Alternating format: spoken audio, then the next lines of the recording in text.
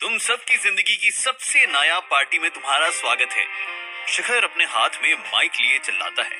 किनारे पर खड़े रवि, शीना, अनन्या और बबीता सामने खड़े सफेद रंग के 40 फुट के शिप और उस पर बाहें फैला खड़े शिखर को बिना कुछ बोले बस देखे जा रहे थे। सबके चेहरों पर हैरानी देख शिखर के चेहरे पर एक मुस्कान आती है। शिखर की नजर खासकर बबीता के चेहरे पर थी। शिखर के लिए बबीता का उसकी अय्याशी अपनी आंखों से देखना जरूरी था। किनारे पर खड़े बबीता और रवि बिना पल के झपकाए शिप की ओर देखे जा रहे थे। आखिर जिंदगी में पहली बार दोनों किसी शिप को इतने करीब से देख रहे हैं। अनन्या शिप को अपने हाथ से निहारते हुए शिखर से पूछती है, कितने दिन के लिए लिया है इसे? शिखर सादगी से जवाब देता है, रेंट पे नहीं लिया है बल्कि खरीद लिया है। आज से हमेशा के लिए ये मेरा है। ये सुन अनन्या को भी झटका लगता है और उसके मुंह से आगे कोई सवाल नहीं निकलते। उसे भी शिखर की इस हरकत के पीछे का राज समझ नहीं आ रहा। रवि हकलाते हुए पूछता है कि कितने में खरीदा इसे? शिखर पहले की ही तरह सादगी से जवाब देता है, कितने ये तो मुझे नहीं पता। शिप पे पार्टी करने का मन हुआ और ये मॉडल पसंद आ गया, बस दुकान में अपना कार्ड दिया और खरीद लिया।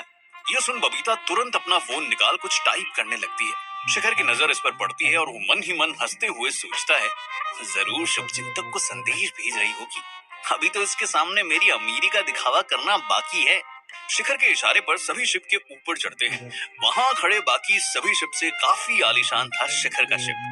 3 मंजिला शिप और अंदर अलग से कमरे भी बने हुए थे। रसोई से लेकर बाकी सबकी सुविधा थी। मानो कोई चाहे तो अपनी पूरी जिंदगी बिता सकता है इस पर। अंदर अलग से स्टाफ भी थे जो मुस्कुराते हुए अपने नए मेहमानों का स्वागत कर रहे थे।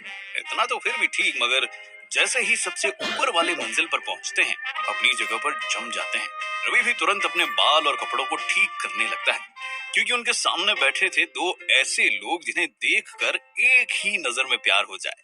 बहुत ही खूबसूरत लड़कियां। शीना धीमी सी आवाज में शिखर से पूछती है, कौन है ये दोनों? शिखर अपनी अमीरी का दिखावा करते हुए बोलता है, लगता है तुम लोग फैशन की खबरें फॉलो नहीं करते। इस हफ्ते के फैशन वीक की विजेता है ये दोनों। मैंने इन्हें हमारे साथ शिप पे बुलाया है, अपने साथ पार्टी करने के लिए आमंत्रित किया है। अब तक शिखर ने जितना कुछ बोला वो एक अलग तरह का शिखर नजर आ रहा था। ये सुन मानो सब एक साथ मन में यही बोलते हैं, अय्याशी की भी हद होती है। और ये शिखर अचानक से अय्याश कैसे बन गया?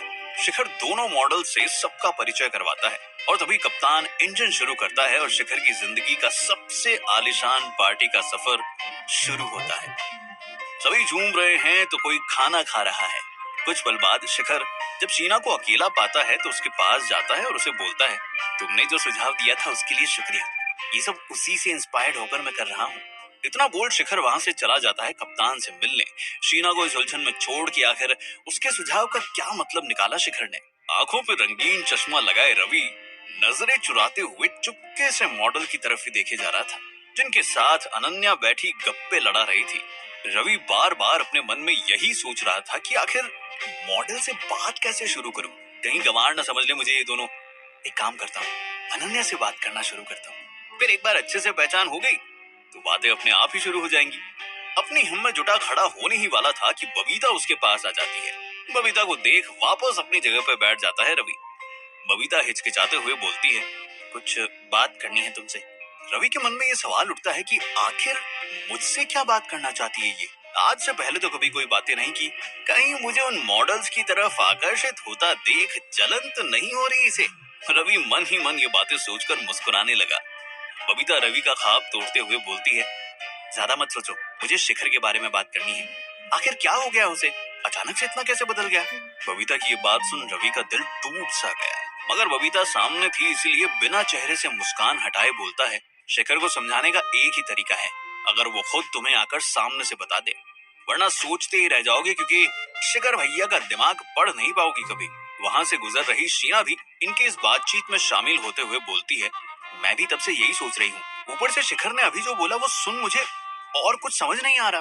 बबीता जिज्ञासा करते हुए पूछती है, ऐसा क्या कहा शिखर ने? शीना बबीता को सारी बात बताती है। वो कल शिखर शुभचिंतक को लेकर परेशान था, तो मैंने उसे सुझाव दिया कि ऐसा कुछ करो कि शुभचिंतक तुम्हारे पीछे आए, पर अब वो मेरी इस बात को मानते हुए कुछ करने की कोशिश कर रहा है। शीना की ये बात जैसे ही बबीता के कानों में पड़ती है उसे समझ आ जाता है कि शिखर के दिमाग में क्या चल रहा है। तभी शिखर माइक पर सबको जल्दी नीचे की ओर बुलाते हुए आवाज लगाता है। सब उस ओर चल देते हैं पता लगाने की आखिर बात क्या है। शिखर सेल्फ सर्विंग बुफे के सामने खड़ा था और सबको बताता है गर्मा गर्म लंच तैयार है। रवि ये सुनते ही सबसे पहले अपने लिए खाना निकालता है और खाने का पहला निवाला अपने मुंह में डालता है। खाना इतना स्वादिष्ट मानो मुंह में पिघलते ही जा रहा था। रवि खाने पर ऐसे टूटता है कि 1 मिनट में ही अपनी थाली सफा चट कर जाता है और खाना खत्म करके जैसे ही आसपास देखता है, दोनों मॉडल्स के साथ बाकी सब भी उसे ही घूर रहे थे। रवि अपना सिर झुकाते हुए कहता है, मुझे भूख भी लग रही थी और खाना इतना स्वादिष्ट था कि मुझसे रहा ही नहीं गया। ये सुनकर सब हंसने लगते हैं। बबीता शिखर की ओर बढ़ती है, उसके इस बदले अय्याश मिजाज के बारे में पड़ताल करने के लिए, और बोलने वाली होती है कि शिखर उसे काटता हुआ बोलता है, थोड़ी देर बाद बात करेंगे, अभी जिन स्टाफ ने इतना उम्दा काम किया है उन्हें बख्शीश तो देने दो। और पास में ही एक मेज पर चढ़ते हुए शिखर अपनी शॉर्ट्स में से पैसों की गड्डी निकालता है और सभी स्टाफ को वहां बुलाते हुए एक एक कर पैसे उड़ाने लगता है। शिखर का ये रूप देख फिर एक बार सब हैरान हो जाते हैं। उन स्टाफ के लिए शिखर मानो किसी भगवान की तरह था जो उनके लिए आसमान से पैसे बरसा रहा था। सभी स्टाफ उन पैसों पर टूट पड़ते हैं और पैसे खत्म होने का नाम ही नहीं ले रहे। रवि भी अपने उस दोस्त को देखे जा रहा था जो कभी दिन भर प्यासा रहा करता था ताकि उसे खरीद के पानी ना पीना पड़े, मगर आज समंदर में अपने खरीदे शिप पर दूसरों के लिए पैसे उड़ा रहा था। रवि को यह किसी सपने जैसा ही लग रहा था जो कभी भी टूट सकता था। कुछ देर बाद बबीता शिखर के पास आती है। किसी और के लिए पैसे उड़ाना और खुद के पैसे उड़ाना दोनों में फर्क होता है। बबीता शिखर को बोलती है जो शिप के रेलिंग पर खड़ा सामने समंदर की ओर देख रहा था, अपने पैसे उड़ाने वाले को अय्याश कहते हैं और दूसरों के पैसे उड़ाने वाले को फरेब। शिखर बिना पीछे मुड़े जवाब देता है, फरेब वो होते हैं जो बिना उन पैसों की कीमत चुकाए उन्हें उड़ाते हैं।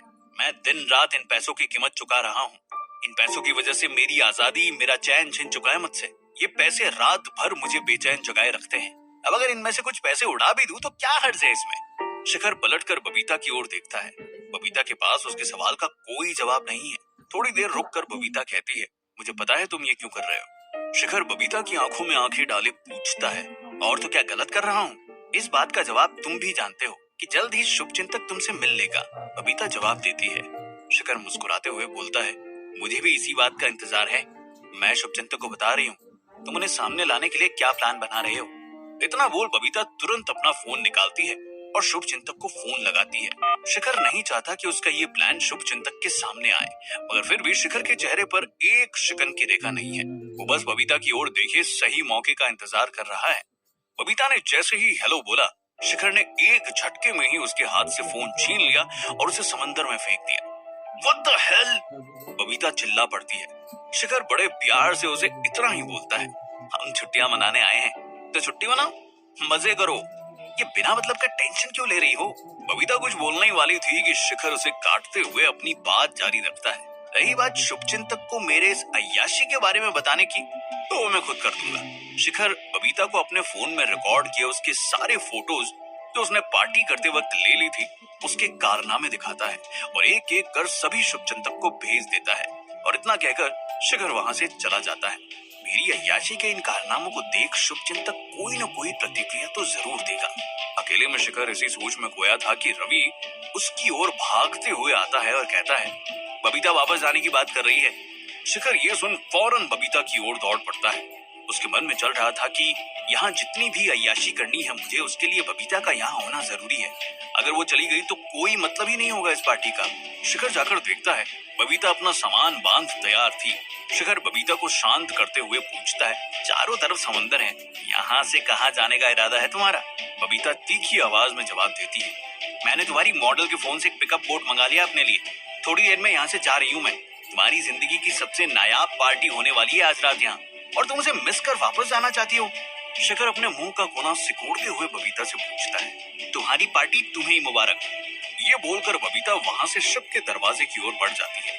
शिखर को बबीता का पिकअप बोट करीब आता नजर आ रहा था। मैं तुम्हें इस पार्टी को अटेंड करने के एक्स्ट्रा बोनस देने वाला हूँ, शिखर बबीता से कहता है। मगर बबीता पलटकर इस बात का जवाब तक नहीं देती। बोट आ चुकी थी और बबीता उस पर चढ़ ही रही थी। शिखर को कैसे भी उसे रोकना था।